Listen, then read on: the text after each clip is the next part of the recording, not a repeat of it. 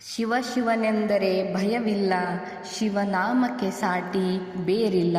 ಸ್ನೇಹಿತರೆ, ಶಿವನ ಕೃಪೆ ಸದಾ ನಮ್ಮ ಮೇಲೆ ಇರಬೇಕೆಂದು ನಾವು ಶಿವನಾಮವನ್ನು ಜಪಿಸುತ್ತೇವೆ. ಹಾಗಾಗಿ ನಾವು ಪ್ರತಿ ವರ್ಷ ಫಾಲ್ಗುಣ ಮಾಘ ಮಾಸದ ಕೃಷ್ಣ ಪಕ್ಷದ ತ್ರಯೋದಶಿಯಂದು ಮಹಾಶಿವರಾತ್ರಿ ಹಬ್ಬವನ್ನು ಆಚರಿಸುತ್ತೇವೆ.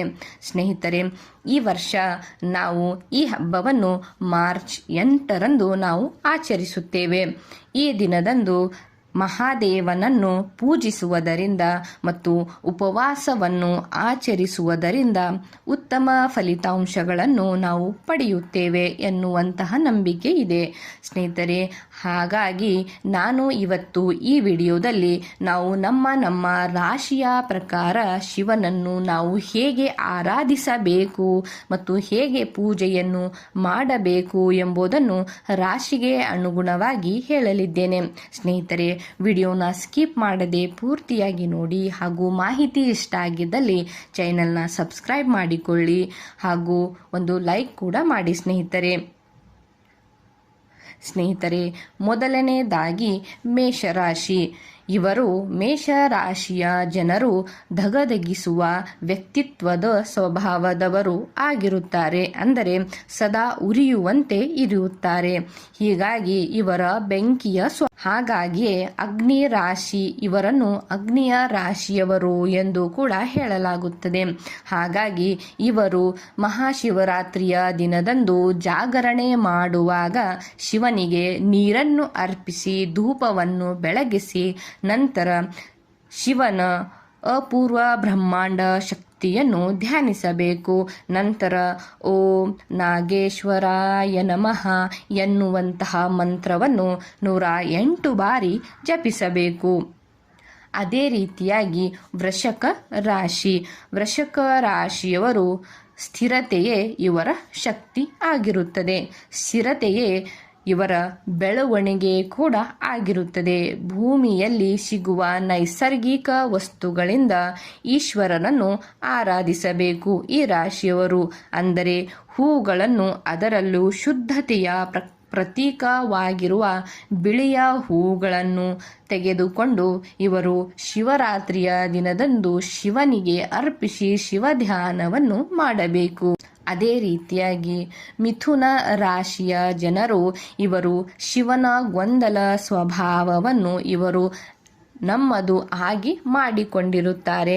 ಇವರು ಧ್ಯಾನವನ್ನು ಮಾಡಿ ಶಿವನನ್ನು ಧ್ಯಾನಿಸಿ ಅರ್ಧನಾಗೇಶ್ವರ ರೂಪವನ್ನು ನೆನಪಿಸಿಕೊಂಡು ಪೂರ್ತಿಯಾಗಿ ಶಿವನ ಆರಾಧನೆಯನ್ನು ಮಾಡಿ ಓಂ ನಮಃ ಶಿವಾಯ ಕಾಲಂ ಮಹಾಕಾಲ ಕಾಲಂ ಕೃಪಾಲಂ ಓಂ ನಮಃ ಎಂಬ ಮಂತ್ರವನ್ನು ಮಿಥುನ ರಾಶಿಯವರು ಪಠಿಸಬೇಕು ಎಂದು ಹೇಳಿದ್ದಾರೆ. ಸ್ನೇಹಿತರೆ, ಅದೇ ರೀತಿಯಾಗಿ ಕಟಕ ರಾಶಿಯ ಜನರು ಭಾವನಾತ್ಮಕ ಜೀವಿಗಳು.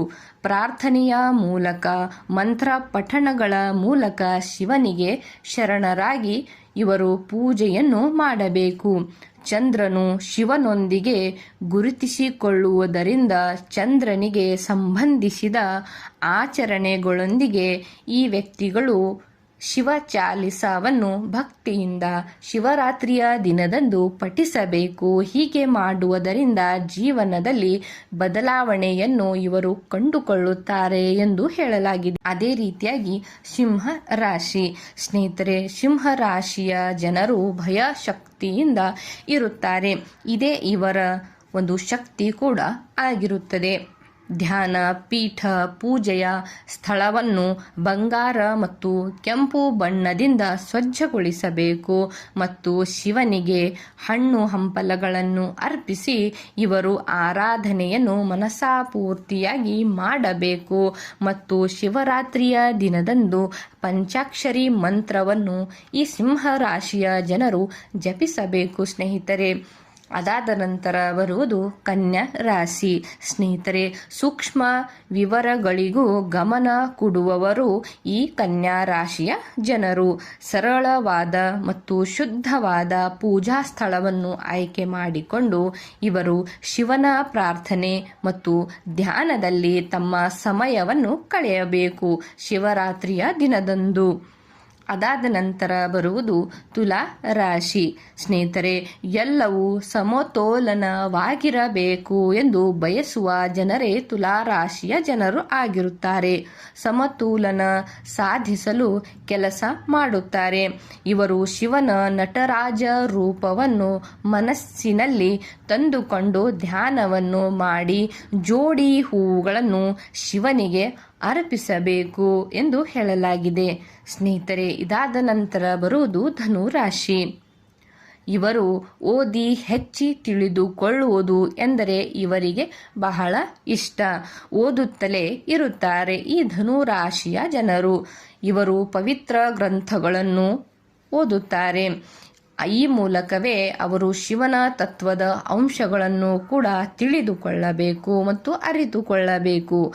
ಆರಾಧನೆಗೆ ಭಗವಾನ್ ಬೌದ್ಧಿಕ ಕೆಲಸಗಳಲ್ಲಿ ಇವರನ್ನು ಇರುವಂತೆ ಆಶೀರ್ವಾದವನ್ನು ನೀಡುತ್ತಾರೆ.